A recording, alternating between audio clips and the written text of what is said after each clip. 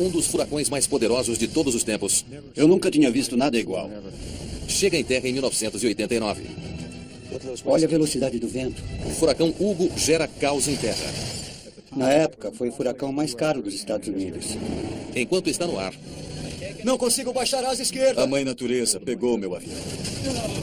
Não force. a tempestade está destruindo um avião de pesquisas do governo. Já estava aguentando demais. Estamos perdendo o 3. Eu não acredito. O 13 está em chamas. Mais potência. O piloto perdeu o controle da aeronave. É só o que vai dar. Começamos a mergulhar. Precisa mais. Achei que ia morrer.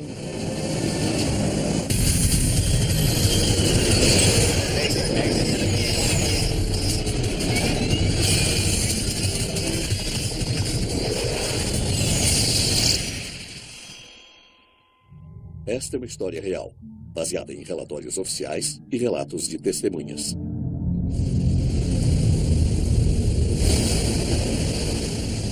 O mundo acompanha o furacão Hugo cruzando o Atlântico.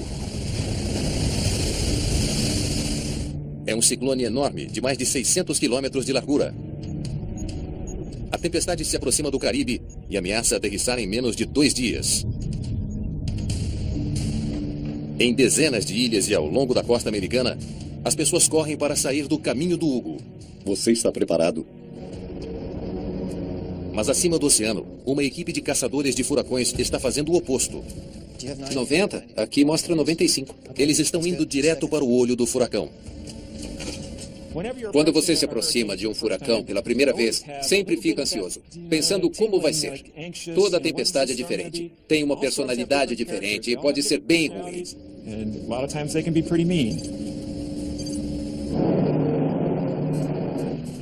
40 minutos. Aproveite o sol enquanto dá.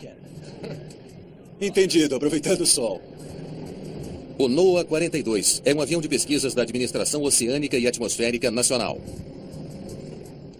Tínhamos a nata de cientistas de furacões a bordo, alguns dos mais experientes do mundo. Ao entrar na tempestade, os cientistas a bordo podem medir a velocidade do vento, temperatura e pressão, dados valiosos para ajudar a prever o caminho do Hugo e salvar vidas. Jeffrey Masters é o diretor de voo do NOAA 42. Minha tarefa é levar o avião para o olho.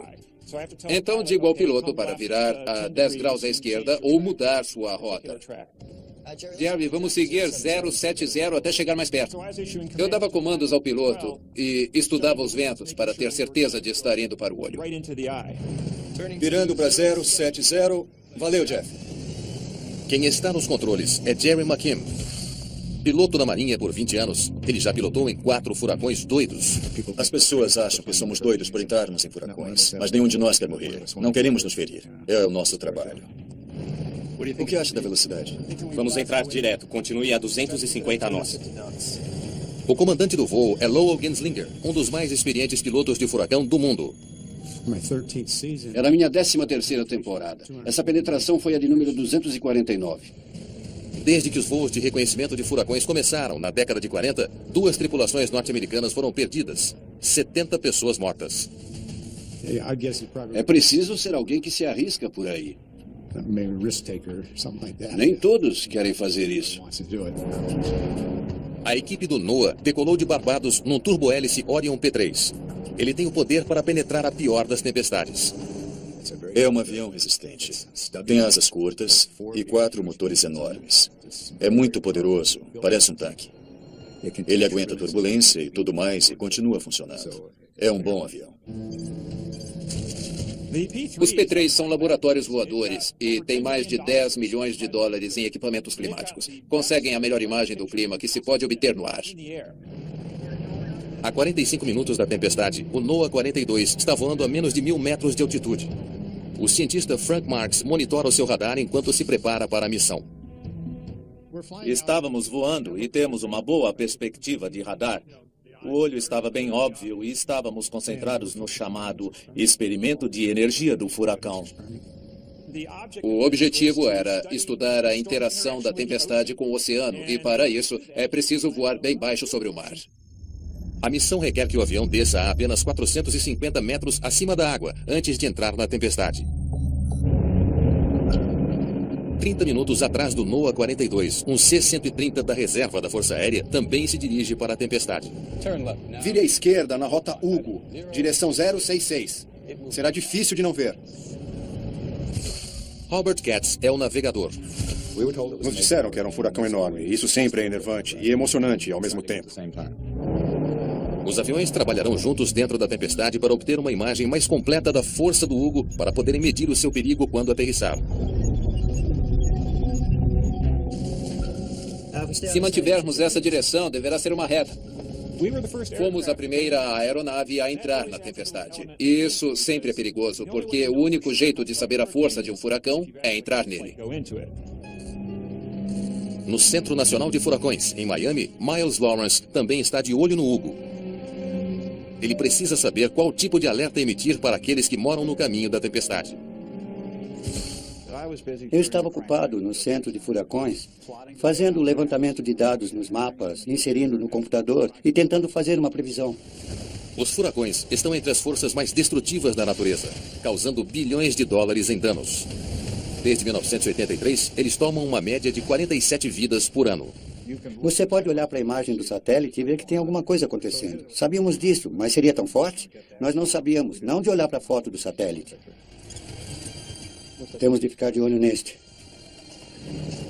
Vamos entrar, olhar e ir para casa. Esse é o plano. Enquanto voam, o NOAA 42 transmitirá feixes de dados do clima para o centro de furacões. Existe um link de dados com um satélite. A cada 30 segundos, ele tira uma foto do que estamos vendo nos instrumentos para que possam ver o progresso da tempestade. Eles se preparam para a descida. Droga! Um instrumento crucial falha. O radar da barriga pifou. Aqui, olha o painel.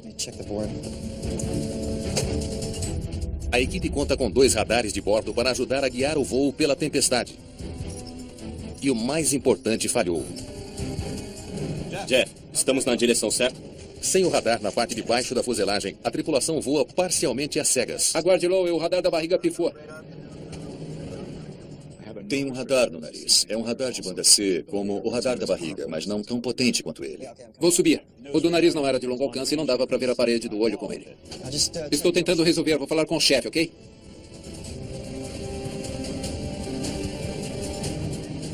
Gente, eu sinto muito. Dá para arrumar? Acho que sim. Quero dizer, dá. Que bom.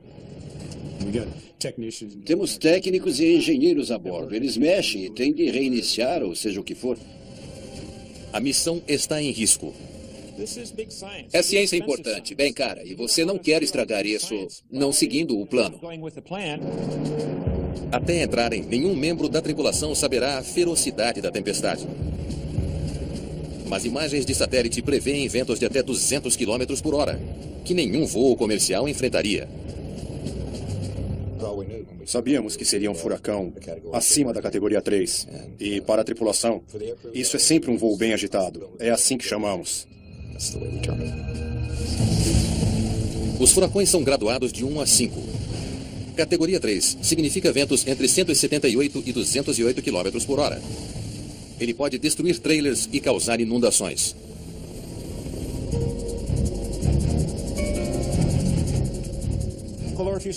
O radar da barriga estava pifado há 20 minutos e voamos em círculos por esse tempo, esperando que consertassem. E não íamos esperar mais. Havia um limite de combustível para a missão. Legal, ótimo. Hugo, é bom tê-lo de volta. Os reparos estão completos a bordo. Lowell, o radar está bom. Eu sabia que você conseguiria. Sem mais desculpas, vamos entrar lá. Jeffrey rapidamente avalia a situação dos ventos. A força da tempestade aumentou. Observei os números nos painéis. Os ventos aumentavam e pensei, isso não é bom. É bem mais forte do que um furacão de categoria 3. Em solo, meteorologistas também veem sinais de que os ventos do Hugo estão ganhando força. Que força vai ter? Vai chegar a 5? Os ventos vão chegar a 240 ou vão parar em 210? Eu não fazia ideia. Ele vai causar dano se aterrissar. Quando chega perto do furacão Hugo, a tripulação do NOAA 42 se prepara para a sua missão. Alguém tem alguma objeção? Eu não. Nem eu. Lá vamos nós. Eles planejam voar pela tempestade a 450 metros acima do mar. Num furacão, os ventos são mais fortes no nível mais baixo, chamada limítrofe planetária. Então, nessa altitude, está no nível em que os ventos estão mais fortes. São 450 metros. 1.200 metros. A baixa altitude é um lugar ideal para estudar a tempestade, Mantenha firme. mas também é um lugar perigoso para se voar. 900. Quanto mais baixo na tempestade, mais violenta ela é. A 6.000 metros, ainda forte e violenta. Mas nem tão forte ou violenta quanto a 300 ou 500 metros. Você não tem uma grande margem de erro a 450 metros no furacão. Você encontra ventos descendentes que podem fazer você descer a 500 metros ou 300 metros. E o piloto não pode fazer nada. Lowell, estamos derivando. O radar ajuda Jeffrey a guiar o avião através do vento. Vamos mais 10 graus para a esquerda. Entendido. 10 graus à esquerda. Rota 080. Virando para 080. Agora. Depois que o avião entra no furacão a 450 metros, o C-130 da Força Aérea o acompanhará a uma altitude bem maior, cerca de 1.000 metros. Eles nos precederam em 30 ou 45 minutos. NOAA 42, aqui é TIL 57. Confirme que a sua altitude pela parede será de 450 metros. Mantemos contato com os aviões da NOAA para coordenar as nossas localizações. TIL 57, aqui é NOAA 42. Vamos descer a 450 metros. Entendido, NOAA 42. Senhoras e senhores, apertem os cintos e recolham as bandejas. Condição 1. Condição 1 é um alerta para a equipe prender o cinto e preparar-se para grande turbulência. Levará 20 minutos para passar pela parede externa do furacão, com ventos ficando cada vez mais fortes até eles chegarem à calmaria do olho do furacão. Eu estava ansioso quando nos aproximamos do Hugo. Era um furacão muito poderoso.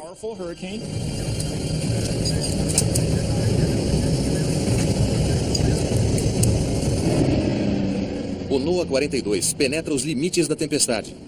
Longos braços espiralados compostos por tempestades.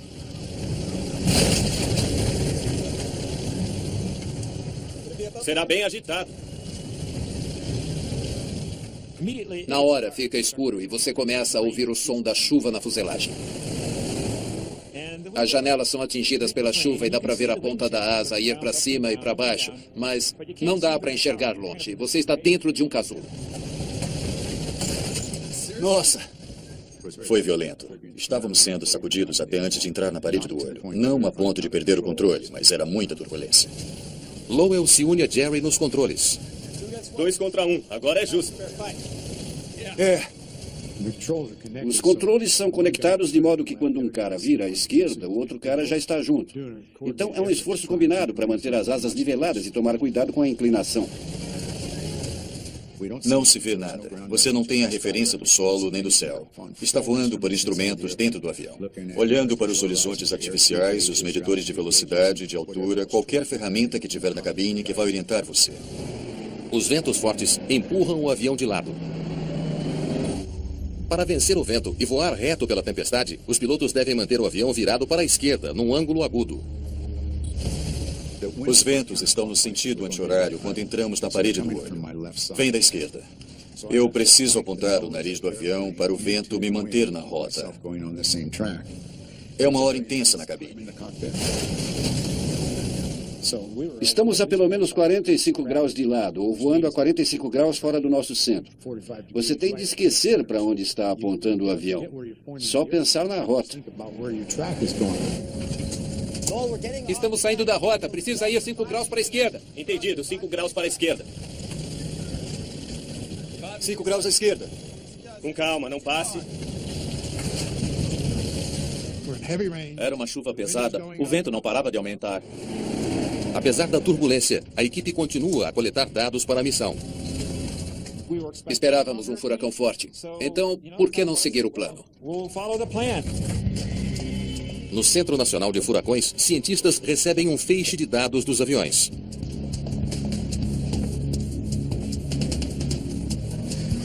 Olha a velocidade do vento. Ele revela um aumento nos ventos e queda de pressão dentro do Hugo. Um sinal garantido de que a tempestade está piorando. Essa tempestade vai piorar. Nós estávamos pensando em categoria 2 ou categoria 3 e agora era quase categoria 5. A bordo do NOAA 42, Jeffrey Masters chega à mesma conclusão.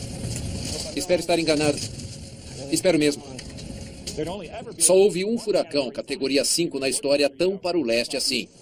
E eu nunca estive num furacão tão forte e numa altitude tão baixa. Um furacão é classificado como categoria 5 se tem ventos de 252 km por hora ou mais. Quando aterrissa, pode arrancar prédios de suas fundações. Voar em segurança através de um deles é o maior teste de um piloto. Eu quero descer. Mas Jerry sabe que voltar não é uma opção. Não fazemos retornos. Quando decidimos, entramos. Em ventos cruzados tão fortes, tentar fazer uma curva pode mandar o avião para a água. Precisei apontar o nariz mais para a esquerda, porque os ventos ficavam cada vez mais fortes. Deixe o avião descobrir onde quer estar. Estou tentando, mas ele não sabe o que quer. De repente, o avião começa a virar perigosamente para a direita. Eu nunca tinha passado por nada assim. O som era altíssimo e vibrava muito. O avião todo tremia. Achei que seria nosso fim. Estou tentando mexer o leme, mas eu não consigo. Não consigo baixar a asa esquerda. Não posso. Olhei para o Lowell e ele fazia a mesma coisa. A turbulência repentina espalha equipamentos pesados pela cabine. Nosso bote salva-vidas de 100 quilos se soltou. Aguentem aí, gente. Facas e garfos da cozinha estavam voando. Era uma situação muito perigosa. Estávamos no ângulo descendente. E no segundo seguinte, a luz de alerta do motor, número 3, acendeu. Estamos perdendo o 3. Eu não acredito. O número 3 está pegando fogo. Lembro que era a sensação de estar numa batalha e levar tiros. Você pode morrer. Opções? Não muito. Com o motor em chamas, eles perdem altitude rápido. Saía do escapamento, as chamas se estendiam muito. Precisamos desligá-lo. E se não desligarem o motor rápido, as chamas podem envolver o avião inteiro. Alavanca de desligamento de emergência. Puxar a alavanca priva o motor de combustível e extingue as chamas. Mas a perda de um motor os deixou num ângulo perigoso e eles ainda estão perdendo altitude. Mais potência. A velocidade do ar aumentava porque estávamos descendo. O avião estava à potência máxima. Estava complicado. Mais potência. É só o que vamos ter. Estamos no limite. Não basta. O piloto perdeu o controle da aeronave. Começamos a mergulhar na direção do oceano. De repente, bam!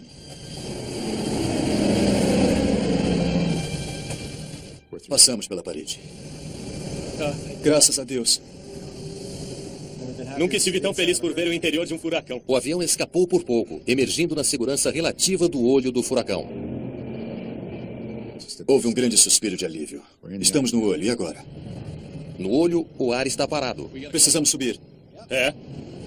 Mas o avião precisa desesperadamente de altitude. Eles estão a menos de 300 metros acima do oceano. Não dava para descer porque as ondas tinham mais de 18 metros. E quem quer descer nisso? Ficamos imaginando como sairíamos dali. O único jeito de sair da tempestade é voltar através dela. Mas com só 3 motores funcionando, voltar à parede do olho a uma altitude tão baixa seria suicídio. Caçadores de furacões nunca haviam passado por algo assim antes e sobrevivido. Vamos subir para 1.800. A única esperança deles é sair do olho a uma altitude maior, onde os ventos não são tão fortes. Mas com um motor pifado e pesado com combustível, o avião luta para subir. Achei que havia uma chance em 3 de que não conseguiríamos. Mas há outro problema. O olho do furacão tem menos de 20 quilômetros de diâmetro. Se não começarem a virar, voarão direto para a turbulência de novo. Tínhamos de tomar uma decisão imediata de como virar para ficar no olho. Se atingíssemos o olho de novo, já era. O avião inicia uma série de espirais lentas dentro do olho. Mas o movimento da tempestade significa que eles precisam de correções de curso constantes. Precisa ir 2 pontos para o noroeste. É? Pode deixar.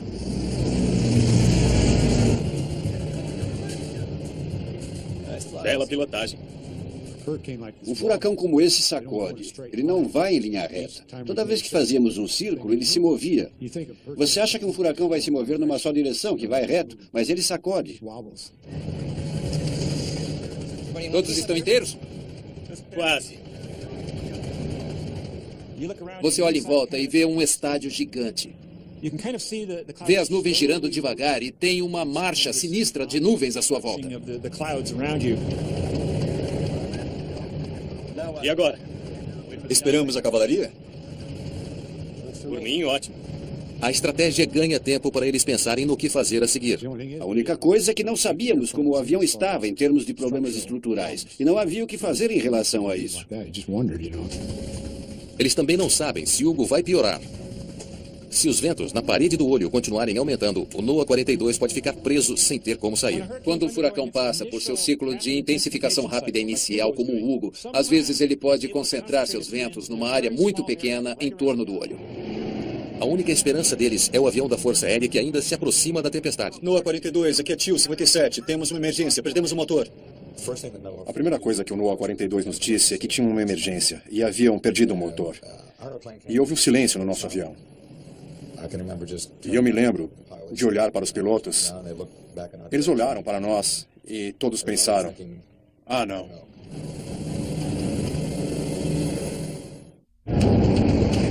O C-130 da reserva da Força Aérea voa na direção do furacão Hugo. NOAA 42, estamos a caminho. A sua tripulação está respondendo a um pedido de ajuda dos colegas abaixo deles. Não havia muito o que fazer. Éramos 2 aviões separados e não dava para fazer nada tipo James Bond e tirá-los um a um. Estávamos preocupados com a segurança deles. Enquanto isso, no olho da tempestade, o comandante vê outro problema potencialmente mortífero. Espero que não seja muito apegado ao motor número 4. Você está brincando. Lidamos com uma emergência e agora temos outra. Uma faixa de borracha está dependurada na frente de um dos motores que sobrou. A capa de degelo foi projetada para manter a hélice livre de gelo.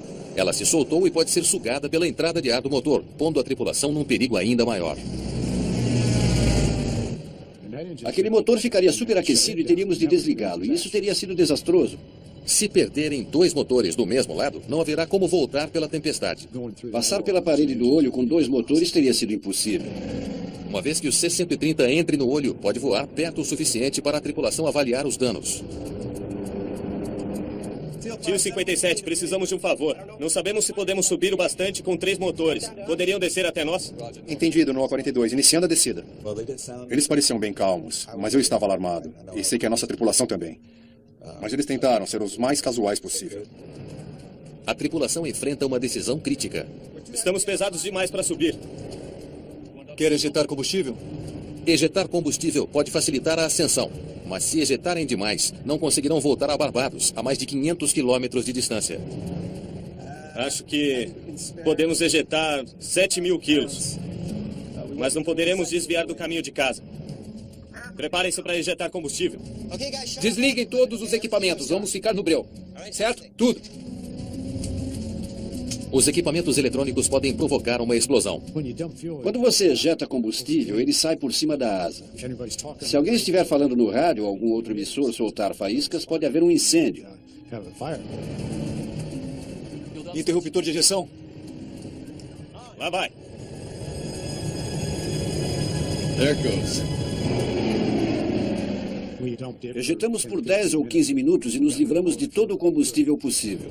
O NOAA 42 decolou com combustível suficiente para um voo de 9 horas. Depois de ejetar 7.000 quilos de combustível, os tanques estarão vazios em 4 horas. Os motores ainda tinham a mesma potência. E eu só havia perdido peso e agora as minhas asas estão com a quantidade de sustentação que pode me levar mais para o alto. Vamos, sua lata velha. Acima deles, o avião da Força Aérea entra no olho da tempestade. Aguarde, NOAA 42, vamos entrar em posição agora. Para se encontrarem dentro do furacão, o NOAA 42 precisa subir enquanto o avião da Força Aérea desce. As 2 tripulações precisam coordenar a velocidade do vento e o ângulo para não se chocar contra a traiçoeira parede do olho do Hugo. É mais do que perigoso. NOAA 42, estamos vendo você. Os pilotos nunca se arriscariam a fazer isso se não houvesse vidas em perigo. Coordenamos as nossas posições e, quando nos vimos, tudo foi feito visualmente. Sem movimentos bruscos, estão bem em cima. Nós nos aproximamos e ficamos a cerca de 300 metros do outro avião. Um só erro de cálculo e os dois colidiriam. A passagem que o piloto do Tu-57 fez com o piloto do NOAA 42 no olho de um furacão categoria 5, com um olho que diminuía para apenas 16 quilômetros de diâmetro, foi um dos maiores feitos da aviação. Tentamos ver se faltavam painéis. Isso seria uma preocupação, porque se um painel estivesse solto, ou se soltasse do avião, poderia ser apanhado por uma hélice. Isso teria sido grave. Eles também tiveram um incêndio no motor. Então, queriam que víssemos se ainda havia algum sinal visível de fogo. Mas não vimos nada. No 42, parece que ainda está inteiro, fora a capa de degelo. Eles olharam e disseram que não viram danos. Momentos depois, mais boas notícias. Eu não acredito. A capa de degelo sumiu. É a melhor notícia do dia. A capa de degelo caiu sem danificar o motor. Foi um grande alívio ver que a coisa tinha sumido mesmo. Tu-57, precisamos de outro favor. Não podemos ficar aqui. Combustível logo será um problema. Pode nos ajudar a encontrar uma saída? Entendido, veremos o que podemos fazer. Pedimos a eles, gentilmente, para entrarem e saírem pelo olho do Hugo em vários lugares para achar uma saída para nós. E dentro do nosso limite de altitude, que era 1.800 metros. Eles nos pediram uma saída da tempestade. Como tripulação, nos reunimos e decidimos continuar com as penetrações da tempestade. Perguntamos ao NOAA se podiam ficar mais um tempo no olho e foi o que fizeram. A bordo do NOAA 42, só resta esperar. Precisamos sair daqui. E torcer para o combustível não acabar? Já temos notícias? NOAA 42, acho que temos algo para vocês. O avião da Força Aérea encontrou um possível ponto de saída. Tente o quadrante nordeste. Foi o que determinamos que seria a melhor direção para eles. Seria melhor com a menor turbulência. Entendido. Quadrante nordeste. Nos veremos na base. Torça para estar incertos. A tripulação se prepara para uma segunda viagem perigosa pela parede de um furacão categoria 5. As coisas que não podíamos prender, jogamos no banheiro e fechamos a porta. Achamos que ficariam lá só batendo. A coisa mais perigosa era a turbulência de passar pela parede do olho de novo. O NOAA 42 tentará sair de uma tempestade a 1.800 metros de altitude. Eles esperam que os ventos ali sejam menos destrutivos. Condição 1. Àquela altura não tínhamos muita escolha. Restava pouco combustível. O piloto disse, vamos lá, condição 1. Prendam os cintos, vamos sair do olho.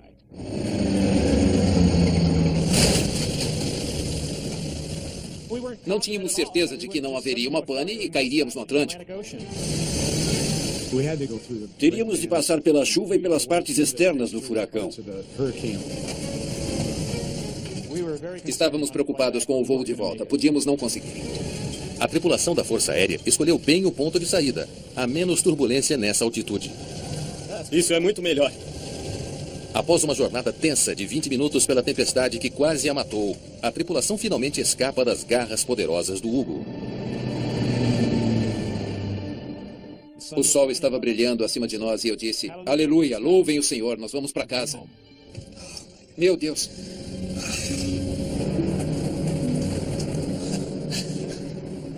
Que dia. Na minha opinião, foi perto demais. Tu-57. Estamos fora e... acho que lhe devemos uma. Após a experiência apavorante, Jerry McKim e Lowell Genslinger levam o seu avião e todos a bordo em segurança para Barbados. Acho que foi só em casa que a ficha caiu sobre o que passamos. Agora cabe ao piloto da NOAA e oficial de segurança, Terry Leyden, investigar por que uma equipe de caçadores de furacões habilidosos quase foi morta trabalhando.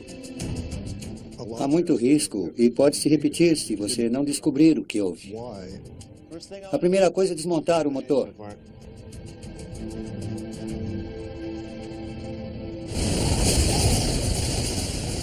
Entre 17 e 22 de setembro, Hugo devasta St. Croix.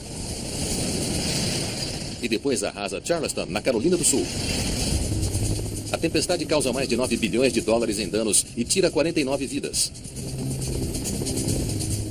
Mas mais poderiam ter morrido não fosse o trabalho dos caçadores de furacões que ajudaram a soar o alarme, prevendo exatamente o caminho do Hugo. Condição 1. O NOAA 42 voou em segurança por dezenas de outros furacões. Muito bem, vamos lá. Os investigadores precisam saber por que essa missão foi tão problemática. Eles começam com um exame minucioso do motor que pegou fogo. Chamamos uma equipe de engenharia de manutenção da Marinha da Estação Naval Aérea de Jacksonville. Deixa eu ver de novo. Esses caras conseguem desmontar um avião, montar de novo e analisar cada aspecto dele. Está meio turbulento. Eles suspeitam que a turbulência forte danificou o motor. Mas eles não sabem o motivo. Eu quero descer. Dados dos sensores da cabine revelam a severidade da turbulência. Aquela cabine sustentou muita força G. O medidor de força G usa sensores para detectar o movimento da aeronave e calcular o estresse a que está sendo submetido. Não consigo baixar a asa esquerda. Não posso. As forças G estão entre as mais potentes registradas em qualquer furacão e muito além do que o avião foi projetado para suportar. O P3 suporta até 3,5 GS positivos e 1 G negativo. O medidor de GS registrou estresses de 5,8 GS positivos e 3,7 GS negativos. Mas a questão permanece. A turbulência violenta causou o incêndio do motor? Os investigadores descobrem uma resposta inesperada. Não teve nada a ver com a tempestade. A turbulência não foi um fator no incêndio. Eles determinaram que a unidade de controle de combustível foi o problema. Um sensor quebrado não conseguiu regular adequadamente a quantidade de combustível fluindo para o motor. Registros da Marinha revelam que o mesmo problema foi relatado em outros aviões. E a Marinha tem um histórico desse tipo de problema. Quando o sensor falhou, injetou combustível demais no motor, fazendo com que pegasse fogo. Estamos perdendo o 3. Eu não acredito. Foi só uma coincidência infeliz que a falha tenha acontecido neste voo. Pode ter acontecido na decolagem, caminho do furacão. Precisa desligá-lo. Vai. Pode ter acontecido a qualquer hora. O incrível é que aconteceu na pior hora possível. Alavanca de desligamento de emergência.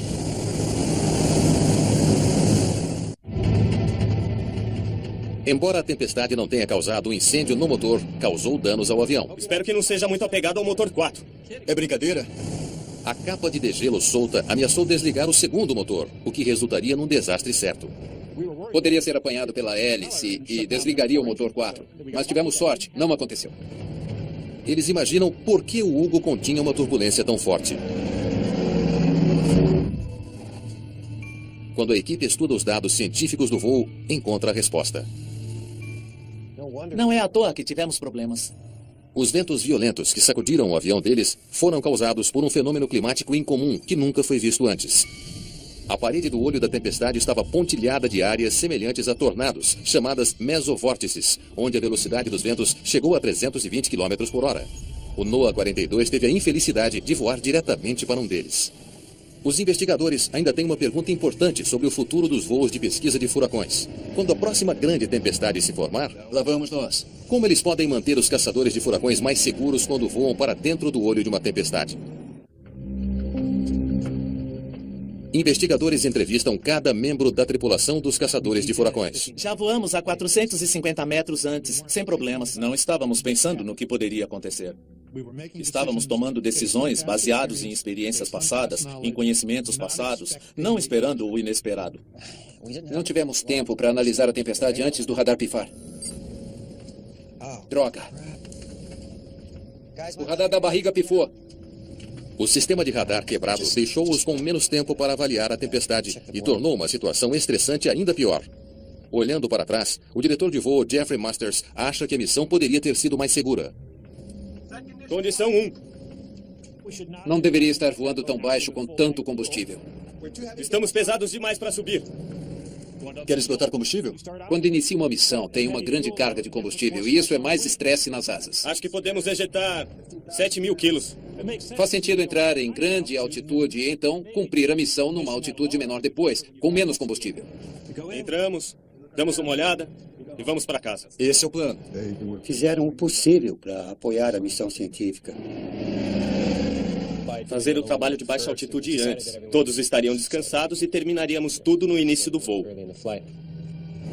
Firme agora. Mas às vezes é preciso mais discernimento. E acho que isso teria ajudado muito nesse caso.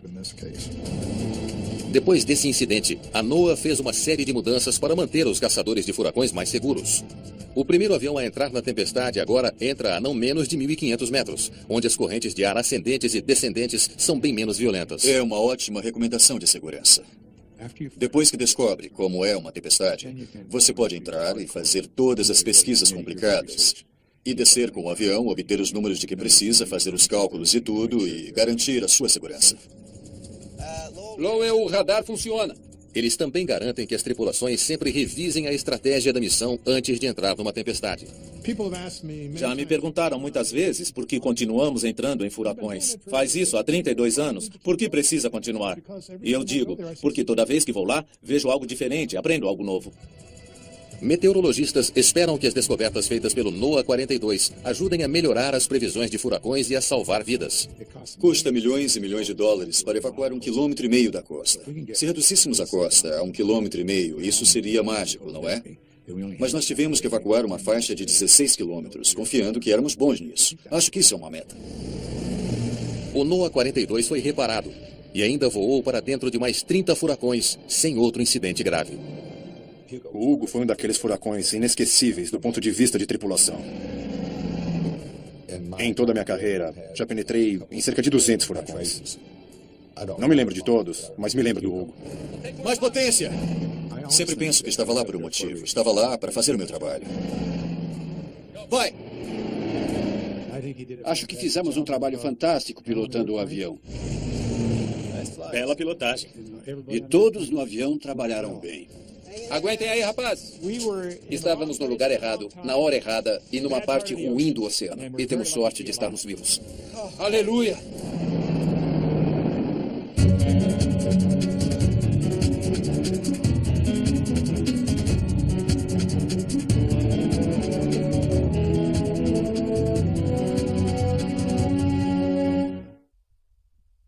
Vamos seguir 070 até chegar mais perto.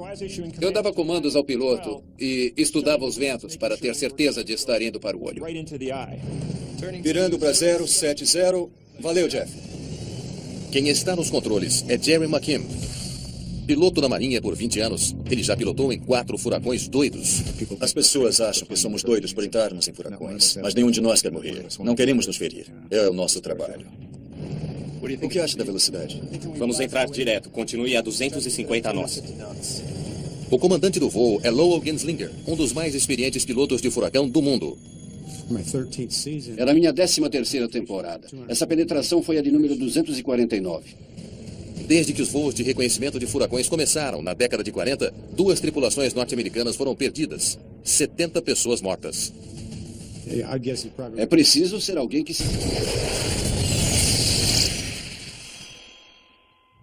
Esta é uma história real, baseada em relatórios oficiais e relatos de testemunhas.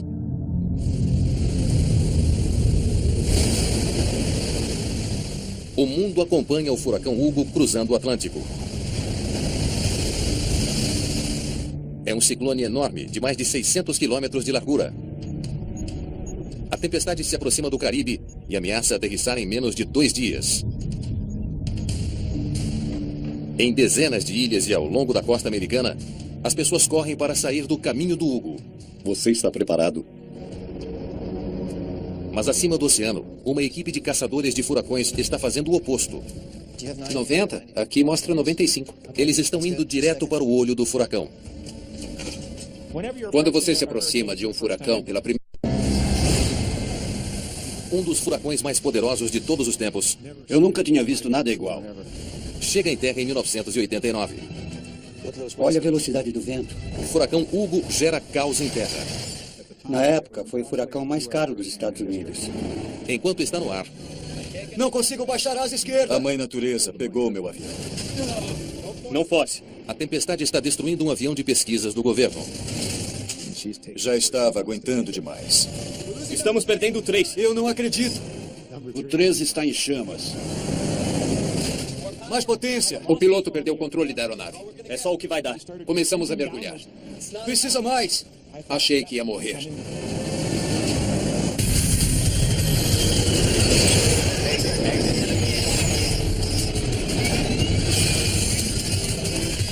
Primeira vez, sempre fica ansioso, pensando como vai ser. Toda tempestade é diferente, tem uma personalidade diferente e pode ser bem ruim.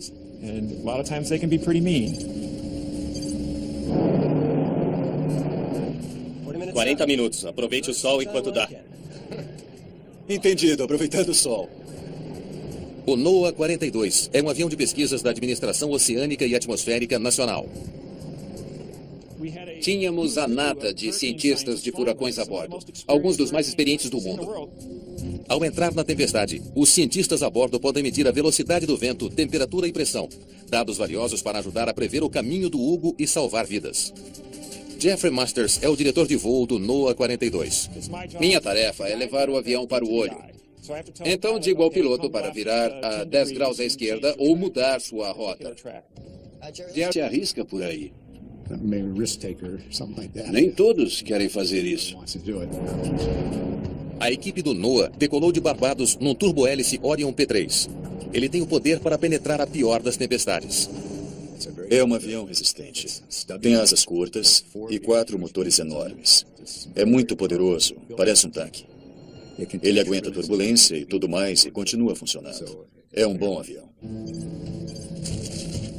Os P3 são laboratórios voadores e têm mais de 10 milhões de dólares em equipamentos climáticos. Conseguem a melhor imagem do clima que se pode obter no ar. A 45 minutos da tempestade, o NOAA 42 está voando a menos de 1.000 metros de altitude. O cientista Frank Marks monitora o seu radar enquanto se prepara para a missão. Estávamos voando e temos uma boa perspectiva de